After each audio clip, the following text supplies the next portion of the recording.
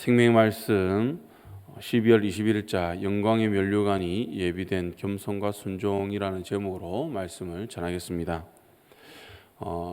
여러분 노사연 씨 아시죠? 가수 노사연. 몇 년 전에 바램이라는 그 노래 신곡을 이제 발표했습니다. 저는 뭐 한 번밖에 들어보지 않았는데 그 한 번 들었을 때 저에게 참 인상 깊었던 그러한 가사가 있었습니다. 뭐냐면 우린 늙어가는 것이 아니라 조금씩 익어가는 겁니다 라는 문장입니다. 저는 이 가사를 보면서 나이를 든다는 게 무엇인지를 한번 생각을 해보았습니다. 단순히 우리가 해만 거듭하고 연수만 채우는 것으로 나이를 먹는 것이 아니라 나이가 들수록 우리는 더욱더 깊어져야 한다. 저는 이러한 의미에서 한번 이렇게 생각을 해봤습니다. 깊어진다는 것은 또 세상을 살아가면서 연륜이 쌓여가는 것이고 또 그 연륜에서 나오는 여유와 노련함이 있다는 것이겠죠. 그렇다 보니 어린 사람들에게 바른 길을 제시할 수도 있고 그들에게 인생의 조언을 할 수 있을 것 같기도 합니다. 그리고 어린 사람들도 이렇게 연륜이 있는 사람을 멘토로 삼고 이들이 전해주는 지혜를 듣고 또 인생을 살아감에 있어서 시행착오를 줄여나가는 것이 아닌가 저는 그렇게 생각해 봤습니다.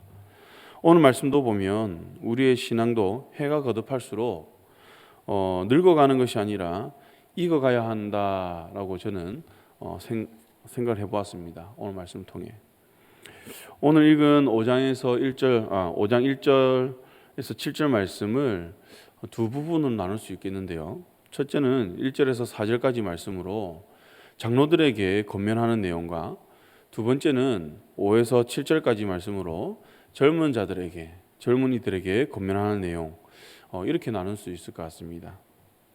먼저 장로들에게 권하는 내용을 보면 교회 지도자들로서 올바른 지도자가 될 것을 권면합니다.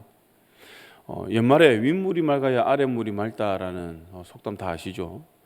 이처럼 이 교회도 성도도 건강한 성도, 신실한 성도가 되기 위해서는 그냥 세워지는 것이 아니라 누군가로부터 그것을 배운다는 것이죠. 어린 사람들은 어른들에게 배우는 것처럼. 그래서 건강한 신앙을 가진 사람, 건강한 성도가 건강한 신앙과 또 건강한 성도를 길러낼 수 있다는 것입니다. 오늘 말씀을 보면 약물을 치는 것이 이 장로의 역할이라는 것을 우리가 알 수 있습니다. 그런데 약물을 칠 때 억지로 하지 말라고 이야기를 하죠. 그리고 하나님의 뜻에 따라 자원하는 마음으로 할 것을 말하고 있습니다. 그리고 더러운 이득을 위하여 하지 말라고 하며 그들에게 또 주장하는 자세, 다시 말하면 강압적으로 또 권위적으로 하는 자세를 버리라는 것입니다. 그리고 마지막으로 약물의 본이 되어라고 이야기를 하죠. 이를 통해서 알 수 있는 것이 장로의 직분은 이 목자의 직분이다라는 것을 우리가 알 수 있습니다. 약물을 잘 돌보는 것, 이것이 장로의 직분의 본질이라는 것이죠. 그런데 목자 중에는 참 좋은 목자가 있고 또 거짓 목자, 또 사꾼 목자가 있습니다. 사꾼에 대해서는 요한복음 10장 12절에서 목자가 아니다라고 이야기를 하죠. 이것은 우리가 봤을 때는 목자처럼 보이고 우리가 봤을 때는 이 사람이 우리를 인도하는 목자처럼 보이겠지만 하나님의 관점, 예수님의 관점에서는 그 사람은 그냥 목자가 아니라 사꾼이라는 것이죠. 저는 이 말씀을 읽으면서 리더로서, 장로로서 가장 잘해야 될 것이 무엇인가 라고 했을 때 하나님 말씀을 듣고 거기에 순종하는 것을 가장 잘해야 된다라는 생각을 했습니다. 하나님의 말씀을 듣지 않고 순종하지 않는다면 그 누구도 사꾼이 될 수밖에 없다는 것이죠. 약물을 위한 목자가 아니라 개인의 이득을 취하기 위한 목자가 된다는 것입니다. 이러한 목자는 어떻습니까? 이리가 올 때에 이리와 맞서 싸우는 것이 아니라 양을 버리고 달아납니다. 결국 그 양떼는 이리에게 먹히게 되는 거죠. 그렇게 교회의 지도자, 장로는 먼저 하나님 말씀을 청종하며 그 뜻에 따라 행해야 합니다. 비록 그것이 내 뜻과는 다를지라도 내 계획과는 다를지라도 그 말씀에 순종하는 것이 참 목자의 자세라는 것이죠. 그래서 예수님께서 먼저 본을 보여주시고 가르쳐 주신 것처럼 지도자는 가라고 외치는 것이 아니라 나를 따르라고 외치는 사람입니다. 이것이 3절에서 말씀하신 것처럼 본이 되는 것이 되겠죠. 이렇게 주께 충성한 사람에 대하여 4절에서는 영광의 간을 얻을 것이다 라고 말씀하고 있습니다. 그리고 두 번째로 젊은 자들에게 권면하는 말씀이 나오는데요, 젊은 자들에게는 장로들에게 순종할 것을 먼저 말합니다. 그리고 교만하지 말고 겸손할 것을 말하면서 겸손한 자들에게 하나님께서는 은혜를 주시겠다라고 말씀합니다. 그리고 하나님의 때가 되면 이 겸손한 사람을 하나님은 높이시겠다라고 하고 있죠. 그러면서 7절에서 염려를 다 주께 맡기라고 권면을 합니다.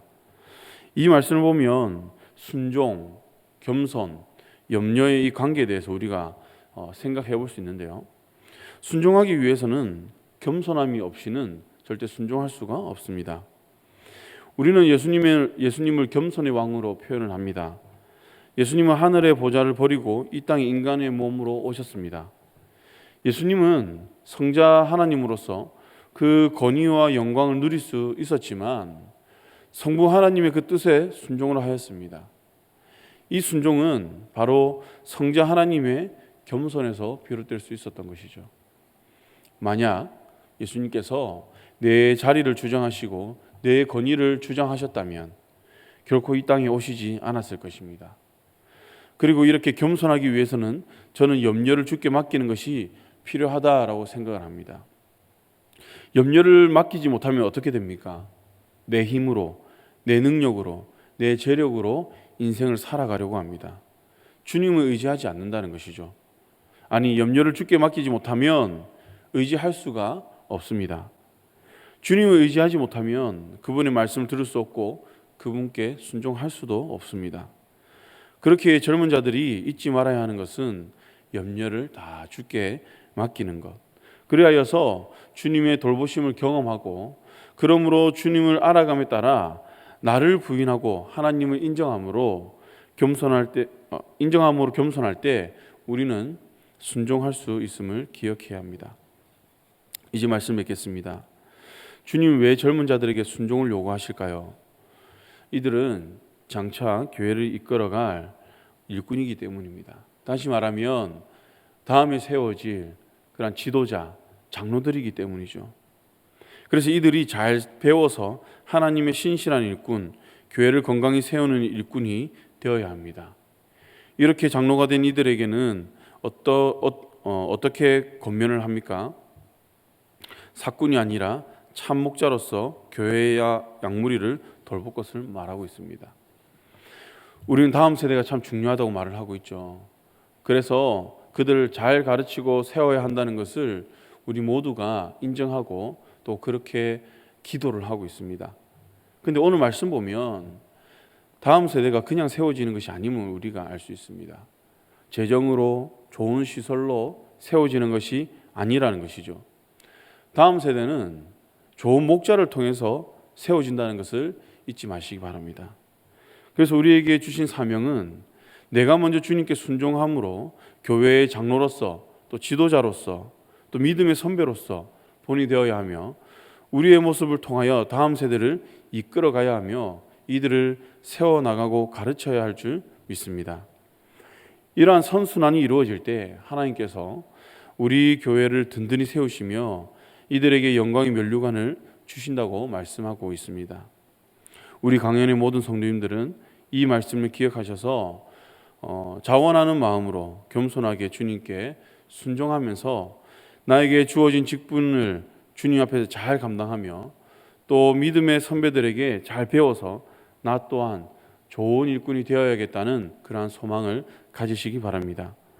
그리하여 저와 우리 모든 성도님들이 주님께서 주시겠다 약속하신 그 영광의 면류관, 시들지 않는 그 영광의 관을 얻는 축복이 있기를 주님의 이름으로 간절히 축원합니다. 기도하시겠습니다.